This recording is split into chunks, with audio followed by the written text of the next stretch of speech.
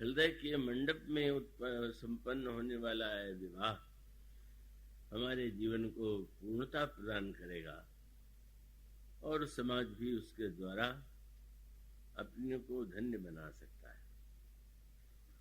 इसीलिए वो उस छंद में कहते हैं यह मंडप मंडप ही नहीं है, सुंदरी सुंदर वर्ण सह सब एक मंडप राज ही, जनु जीव उर चारु अवस्था विभुन सहित विराज ही।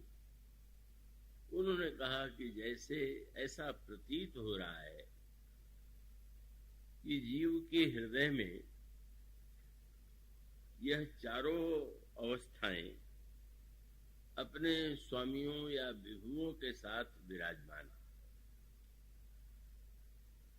तो इसका तात्पर्य है कि इतिहास की दृष्टि से महाराज जनक दो भाई हैं और उनमें महाराज जनक के जो छोटे भाई हैं उनकी दो कन्याएं हैं, मांडवी और श्रुतिकीर्ति।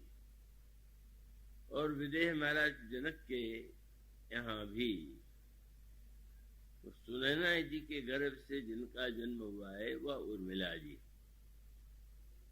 और एक यज्ञ करते हुए पृथ्वी में हल चलाते हुए जिस दिव्य कन्या का दर्शन प्राप्ति उन्हें हुई उसे उन्होंने बड़े स्नेह से कन्या के रूप में देखा और इस तरह से शरीर से जन्म न लेने पर भी वे महाराज जनक की विदेह की पुत्री है।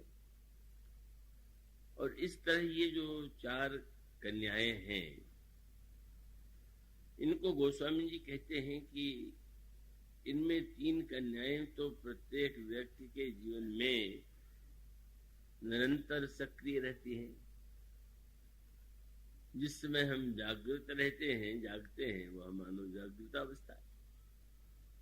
जब जिस समय हम स्वप्न देखते हैं वह स्वप्नावस्था है, और जिस समय हम प्रगाढ़ नींद में सो जाते हैं उसका नाम सुषुप्ति अवस्था है। तो ये जो तीनों अवस्थाएं हैं उनका दर्शन तो नित्य हमें और आपको हो रहा है, पर इसका आप अनुभव करते ही होंगे कि तीनों अवस्थाओं में कुछ दूरी है, भिन्नता है। अब यूं कहें कि जैसे दिन में आपने बहुत अच्छे कार्य किए, पर गहरी नींद में सोने के पहले जब आप स्वप्न देख रहे हो तो बुरे से बुरे स्वप्न आ जाते हैं।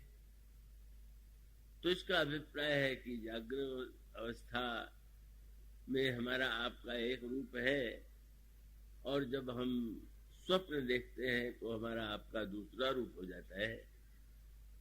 और जब जिसको हम गहरी नींद कहते हैं, जिसमें कोई बाह्य घटना दिखाई नहीं देती, पर इतना होते हुए भी उसका एक अनोखापन है। जागृत अवस्था में आपसे यदि परिचय पूछा जाए तो आप अपना परिचय चाहे जाति के रूप में दें, कुल के रूप में दें, परिवार के रूप में दें, अपने पिता के नाम से अपना परिचय दें, और आप उस रूप में अपने आप का परिचय दूसरे के सामने देते हैं। पर आपके परिचय की जो पद्धतियां होती हैं अलग अलग होती हैं। आपको कोई भाई कहकर पुकारता है, कोई पिता कह करके पुकारता है, कोई मित्र कह करके पुकारता है, और इस तरह से दिन में अनेक आपके परिचय होते हैं और उन परिचयों के अलग अलग कर्तव्य होते हैं। और इस तरह से जागृत अवस्था में भी आप अपना परिचय कितने रूपों में नहीं देते, और जब आप स्वप्न में होते हैं तो उसमें भी आपका परिचय होता है, पर वो बड़ा अटपटा होता है। तो वो कोई जैसे दिन में परिचय का एक तार्किक रूप है, वो सपने में वैसा रूप नहीं होता है। और जिसको सुषुप्त कहते हैं उसमें आप का परिचय क्या है? सपने में भी आपका एक परिचय है, जैसा आप उस समय देख रहे हैं। जागते हुए भी आपका एक परिचय है। लेकिन जब आप गहरी नींद में होते हैं तो आपकी जाति कौन सी है, आपका कुल कौन सा है, आपका परिचय क्या है, आपका संबंध का क्या है, आपका नाम क्या है, का उस समय इनमें से एक का भी आपको भान नहीं होता। पर भान न होने पर भी कैसी अनोखी बात है। दिन में आप अपने आप को अनेक रूपों में दूसरों के सामने रखते हैं। सपने में आप नए नए रूपों में कभी सुख और कभी दुख का अनुभव करते हैं। पर गाढ़ी नींद में जब आपको अपना कोई भान नहीं होता तो उस समय आपकी स्थिति इतनी आनंद में होती है कि अगर आपको कोई सपना ना आवे और अच्छी नींद आ जाए तो उठने के बाद आप बहुत अपने आप को ऐसा हल्का आनंद में अनुभव करते हैं और आप कहते हैं कि भाई अब तो बहुत अच्छी नींद आई। तो ये जो व्यक्ति के विभिन्न रूप सामने आते हैं, इसी को दृष्टिगत रख करके गोस्वामी जी ने दोहावली रामायण में व्यक्ति के सामने दो प्रश्न रखे। मैं आशा करता हूं कि आप बहुत एकाग्रता से उसे सुनेंगे। अब स्वाभाविक है कि हम और आप अपने लिए मैं शब्द का प्रयोग करते हैं, मैं ये हूं, और फिर कुछ वस्तुओं के लिए या किन्हीं के लिए आप कहते हैं मेरा है। तो मानो मैं और मेरा जो है यही हमारा आपका परिचय है, और यह मैं और मेरेपन का परिचय ही स्नेह का भी कारण बनता है और विरोध का भी कारण बनता है। जिसको आप मैं और मेरा समझते हैं उसके प्रति आपका राग होता है, और जिसमें आपका मेरापन नहीं होता है उनके प्रति या तो आपके मन में विरोध हो सकता है या आपके मन में उदासीनता हो सकती है। तो अब इसी को आप पढ़ते हैं कि जब लक्ष्मण जी ने भगवान राम से प्रश्न किया कि माया क्या है। लोग कहा करते हैं माया का बंधन बड़ा कठिन है, माया से छूटना बहुत संभव नहीं है। तो वो कोई माया एक स्त्री हो और वो लोगों को बंधन में बांधती हो, ऐसा नहीं। भगवान राम ने लक्ष्मण से कहा कि इस माया की विशेषता है कि इसका निर्माण व्यक्ति ने स्वयं किया और अपने बनाई गई माया में ही वो बंधा हुआ है।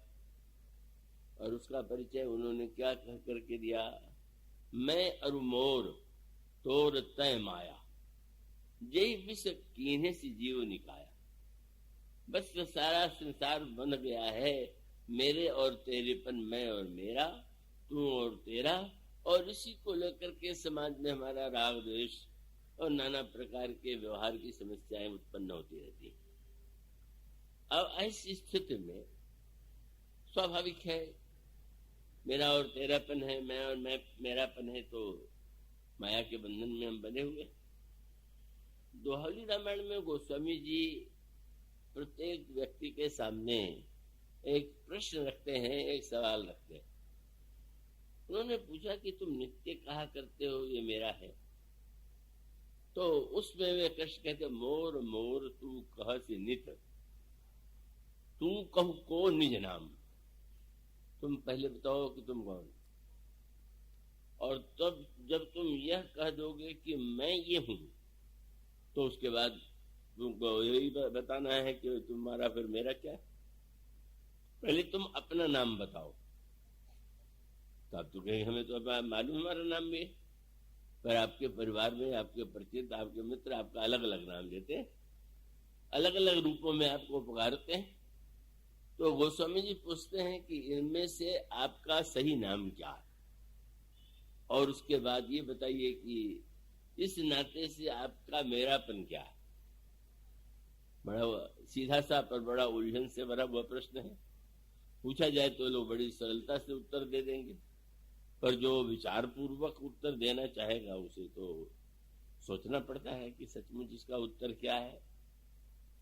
मुझका सांकेतिक अर्थ ये है, महाभारत में जो कर्ण की कथा है, कर्ण के समक्ष उसके अंतर जीवन की सबसे बड़ी जटिल समस्या यह थी कि उसका जन्म कुंती के गर्भ से हुआ, पर उस समय कुंती के गर्भ से जन्म हुआ जब वे कुमारी थी।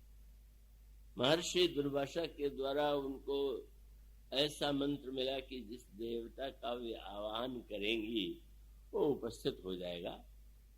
तो बाल्यावस्था में कौतूहल बस उन्होंने सूर्य का स्मरण किया। सूर्यदेव सामने आए और उन्होंने कहा कि मेरा आना व्यर्थ नहीं जाएगा, तो मेरे अंश के रूप में तुम्हारे गर्भ से पुत्र जन्म लेगा। अब किसी कन्या, कुमारी कन्या के गर्भ से पुत्र का जन्म तो समाज में बड़ी निंदा की दृष्टि से देखा जाता है।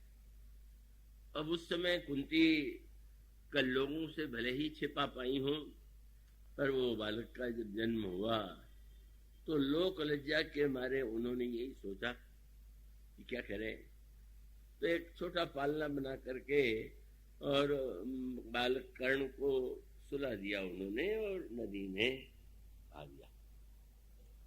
और उस छोटे पालने ने जो तैरने वाला था उसको एक रथ चलाने वाले व्यक्ति ने देखा, तो वो उसने उठा लिया। उनके पुत्र नहीं थे, उनकी पत्नी का नाम राधा था।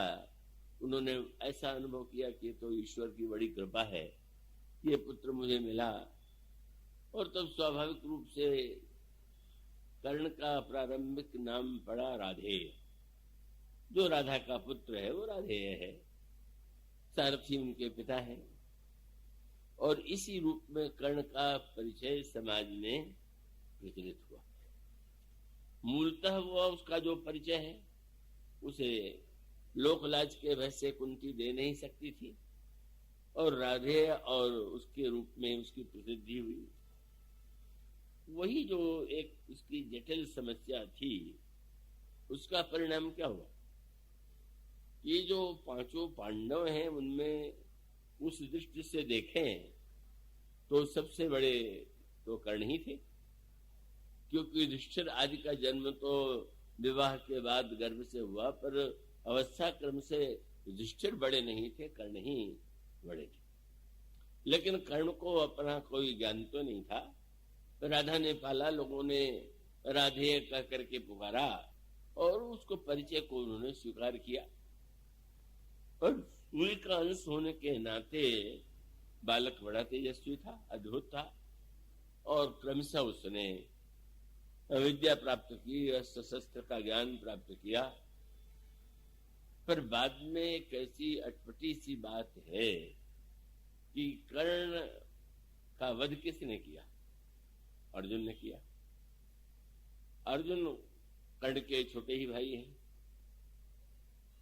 और कर्ण के मन में भी अगर किसी के वध का संकल्प था तो अर्जुन के वध का संकल्प था। बड़ी अद्भुत बात थी। कर्ण ने अपने जीवन को अर्पित कर दिया दुर्योधन के लिए, और अर्जुन आदि जो हैं वो तो युधिष्ठिर के अनुगामी ही हैं। वो महाभारत की गाथाएं आपने सुनी होंगी, पढ़ी होंगी, कि जब सब राजकुमारों के युद्ध कौशल की परीक्षा हो रही थी और उसमें अर्जुन की दिव्य कौशल का परिचय समाज के सामने गुरु द्रोणाचार्य ने रखा और अर्जुन की जयध्वनि चारों ओर गूंजने लगी, तो कर्ण से नहीं रहा गया और कर्ण स्वयं वहां आकर के उसने घोषणा किया, कर्ण ने, कि आप लोग अर्जुन की जयध्वनि क्यों कर रहे हैं? अर्जुन ने जितना अपना कौशल प्रदर्शित किया है मैं उससे दिखा सकता हूं। तो हल्का मिट गया। तो ऐसी स्थिति में अब तो दिखाई ही पड़ा कि यह व्यक्ति बड़ा तेजस्वी है और वो चुनौती दे रहा है। तो भीम ने एक प्रश्न करके उसको अपमानित करने की चेष्टा किया। भीम ने कहा कि राजकुमारों की परीक्षा का एक अवसर है, तो इसमें तो राजकुमार ही भाग ले सकते हैं, सभी लोगों के भाग का यहाँ प्रश्न नहीं है। तुम परिचय दो कि तुम किस राजा के पुत्र हो। अब बड़ा कर्ण के लिए दुख का एक क्या कह सकता है, और कर्ण स्वभाव से यूं व्यवहार में विनम्र भी बहुत हैं। तो उसी समय अगर वो रथ चलाने वाले सारथी आए तो उनके चरणों में प्रणाम करने में भी संकोच नहीं किया। तो यही कहा व्यंग करते हुए भीम ने कि एक सूत पुत्र जो है राजपुत्र से युद्ध करने के लिए या उसके सामने चुनौती देने के लिए योग्य नहीं। पर दुर्योधन ने उस दृश्य को देखा। दुर्योधन के मन में प्रारंभ से ही विद्वेष है पांडवों के प्रति, और तब दुर्योधन ने सेवकों को आज्ञा दिया, सिंहासन लाओ,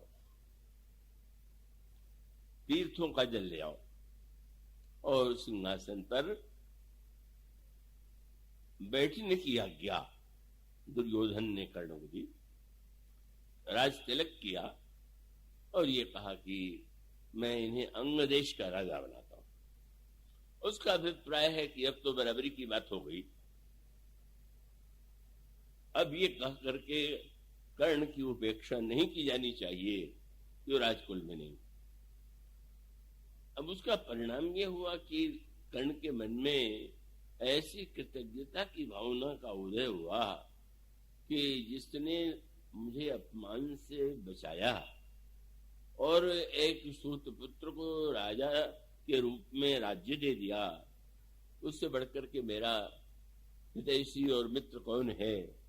और मैं निश्चित रूप से यह अपने इसके बदले में दुर्योधन के लिए अपने को चाहे जो कुछ करना हो वो करूंगा, इस प्रकार की गाथा आती। अब स्वाभाविक था, और वो दुर्योधन के मन में कर्ण का जो एक शौर्य था, उसकी वीरता थी, उस पर बड़ा विश्वास था, अद्वितीय योद्धा। और उसको ये भी लगता था कि अगर मैं विजय प्राप्त करूंगा पांडवों पर तो कर्ण के द्वारा। वो कथा अनेक आयामों से होती हुई अंत में एक सूत्र सामने आता है। विद्वेष बढ़ता गया और बढ़ने के बाद युद्ध की स्थिति आ गई। भगवान कृष्ण दूत बन करके युद्ध रोकने के लिए आए। हस्तिनापुर में आकर के उन्होंने धृतराष्ट्र की सभा में संधि का प्रस्ताव किया और ये कहा कि यह युद्ध बड़ा विनाशक होगा। आप लोग यदि आधा राज्य नहीं तो 5 ग्राम ही पांडवों को दे दें, ये युद्ध नहीं होना चाहिए। पर दुर्योधन ने कहा कि ना, आधा 5 गांव की बात, सूच्य ग्रमदास्यामी बिना युद्ध ने केशव, सुई के बराबर भूमि में भी मैं युद्ध के बिना नहीं दे सकता। श्री कृष्ण लौटने लगे, पर भगवान कृष्ण ने जो कार्य किया उसको बहिरंग दृष्टि से देखें तो राजनीति की अनुभूति होती है, और अंतरंग दृष्टि से देखें तो वह तत्वज्ञान। तत्वज्ञान का अभिप्राय यह है कि आप जब कोई अपना परिचय मान लेते हैं तो उस परिचय के पीछे क्या सचमुच आप वही होते हैं क्या? आप इस जन्म में ब्राह्मण हैं, आपने माना कि मैं ब्राह्मण हूं, पर अगर पुनर्जन्म का सिद्धांत है और तो सनातन धर्म में ही है, तो क्या आप दावा कर सकते हैं कि पूर्व जन्म में भी आप ब्राह्मण थे? या क्या आप ये दावा कर सकते हैं कि अगले जन्म में भी आपका जन्म ब्राह्मण कुल में ही होगा?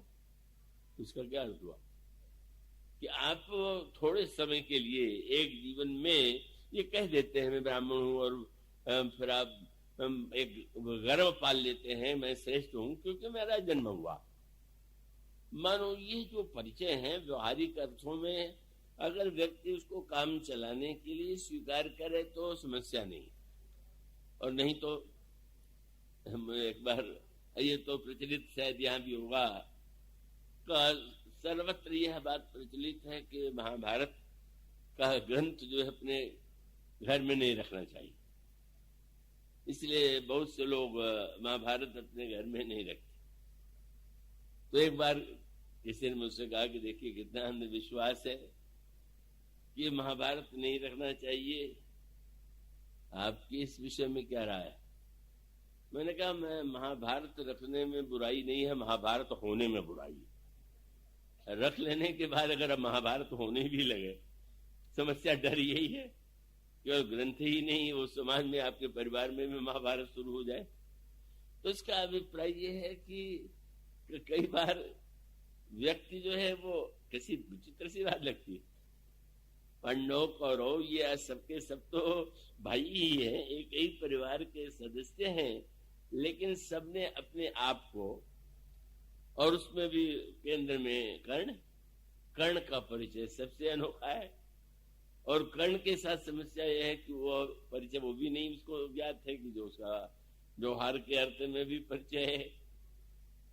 भगवान कृष्ण ने जब उनको विदा किया जाने लगा तो उन्होंने, कर्ण भी विदा करने के लिए आए हैं तो विदा करना है, तो जब कर्ण विदा करने के लिए साथ में आए तो कर्ण से भगवान कृष्ण ने कहा कि मैं ये चाहूंगा कि आप थोड़ी देर के लिए मेरे रथ पर बैठ जाए। कर्ण ने कहा कि आप कह रहे हैं, आपकी इच्छा है तो बैठ जाने में क्या आपत्ति है। और उसके बाद एकांत में जाकर के भगवान कृष्ण ने कर्ण से प्रश्न किया, तुम जानते हो तुम कौन हो, तुम्हारा वास्तविक परिचय क्या है। और ये कहा कि तुम सूत पुत्र नहीं हो, तो तुम तो सूर्य के पुत्र हो, और सूर्य के पुत्र के नाते तुम्हारा कर्तव्य है कि तुम दुर्योधन का साथ छोड़ दो। ये युद्ध तो दुर्योधन तुम्हारे बल से लड़ रहा है, और यदि तुम साथ छोड़ दोगे तो युद्ध भी रुकेगा, और साथ साथ तुम ही सबसे बड़े हो, इसलिए राज्य का स्वामित्व भी तुम्हें ही दिया जाएगा। अब इसको राजनीति कह लीजिए, आजकल तो राजनीति का बड़ा बोलबाला है। तो राजनीति तो समाज में सदा से रही है कि बड़े राजनीतिज्ञ थे, कर्ण को फोड़ने की चेष्टा कर रहे थे, लेकिन यह तो जिन्हें हम भगवान कहते हैं उनके श्री कृष्ण के साथ न्याय नहीं है, तो अन्याय। वे फोड़ने की चेष्टा करें या कोई वो ऐसी उनके मन में वृत्ति हो, ये तो उनके स्वरूप के अनुरूप नहीं। अब उसका तात्पर्य क्या है कि कर्ण माने एक ऐसा व्यक्ति जो सूर्य का अंश है, और यूं विचार करके देखें तो हम सभी मूलतः क्या है, जिनके द्वारा जन्म हुआ है, जिन्होंने पालन पोषण किया है, वो तो व्यवहार में, लेकिन यह जो जिसे हम जीवात्मा कहते हैं, यह वास्तविक किसका अंश है। और वो अंश जो है, चाहे सूर्य का कहें, सूर्य को भी हमने भगवान के रूप में ही देखा है, प्रकाश के रूप में देखा है, ज्ञान के रूप में देखा है। और रामायण में भी कहते हैं कि अगर व्यक्ति अगर सही अपना परिचय देगा तो परिचय उसका तो एक ही है, आप किसके पुत्र हैं, तो आपको रामायण में पढ़ने को मिलेगा, ईश्वर अंश जीव अविनाशी, चेतन अमल सहज सुख राशि। ईश्वर का ही अंश जीव है। तो इसका अभिप्राय यह है कि वस्तुतः तो प्रत्येक व्यक्ति ही ईश्वर का अंश है। अब उस विविध परिस्थितियों में, परिवार में, समाज में किसी ने सम्मान पा लिया, किसी ने दरिद्रता प्राप्त की, और उसमें भिन्नता और विरोध की वृत्ति का उदय हुआ। भगवान साक्षात परम करुणा में है, उन्होंने अवतार लिया है, और वो जीव को उसके स्वरूप का बोध कराते। अगर व्यक्ति को अपने स्वरूप का बोध हो जाए, वस्तुतः मैं कौन, तो बहुत सारी जो विडंबनाएं हैं व्यक्ति और समाज के जीवन से समाप्त हो सकती। तो यह भगवान की बड़ी कृपा थी, और उसका सांकेतिक अर्थ भी यही था। उन्हें तो भविष्य में यह भी ज्ञात है कि युद्ध होना ही है, और उनको यह भी ज्ञात था कि अर्जुन के रथ का संचालन मेरे द्वारा होगा, और अर्जुन मुझसे ये कहेंगे कि रथ पर आप ही विराजमान होकर के मेरे रथ का संचालन करें। तो सूत्र उन्होंने बताया, भक्त में और जिन्हें हम भक्त नहीं मानते उनमें क्या अंतर है। भगवान का या तो आप अर्जुन के समान हो, जो भगवान से प्रार्थना करें कि आप मेरे जीवन रथ पर बैठ करके उसको सही दिशा में जिधर उचित समझें उधर ले चलिए। यही अर्जुन ने किया। भगवान कृष्ण सारथी। और रामचरितमानस में भी भगवान श्री राम जब विजय के लिए धर्मरथ की आवश्यकता का वर्णन करते हैं तब उन्होंने कहा कि जो नाना प्रकार के सद्गुण हैं वही मानो रथ के अलग अलग भाग, और उसमें उन्होंने रथ का पहिया, रथ की ध्वजा, रथ के अन्य अंग और उसके पश्चात घोड़े और लगाम पर सबसे महत्व का सूत्र भगवान राम ने भी यही दिया, सौरज धीरज तेहि रथ चाका, सत्यशील दृढ़ ध्वजा पताका, बल विवेक दम परित घोरे, क्षमा कृपा समता हृदय जोरे। पर केंद्र में घोड़े अच्छे हो, रथ अच्छा हो, यह तो है ही, पर घोड़े तो चलेंगे उसी के द्वारा जिस दिशा में सारथी ले जाएगा। सारथी अगर बहुत ऐसी वृत्ति का हो जैसा कि महाभारत में शल्य की वृत्ति है तो वो रथ को चाहे जिस दिशा में मोड़ देगा। उसका सीधा सा तात्पर्य है कि हम यदि ये चाहें कि हम सही दिशा में चलें और जीवन संग्राम में हम विजय प्राप्त करें तो हम भगवान से ही ये कहें कि सद्गुणों से क्या होगा। सद्गुण तो जीवन धर्म रथ के नाना अंग हैं, पर आप उसको सही दिशा में ले चले। जिधर चलना चाहिए हमारा जीवन उस दिशा में चले। भगवान कहते हैं जिस व्यक्ति ने धर्म के रथ पर ईश्वर को सारथी बना लिया वह व्यक्ति इस संसार के लिए जीवन संग्राम में महाअजय संसार रिपु जीत सके वो सूर्य।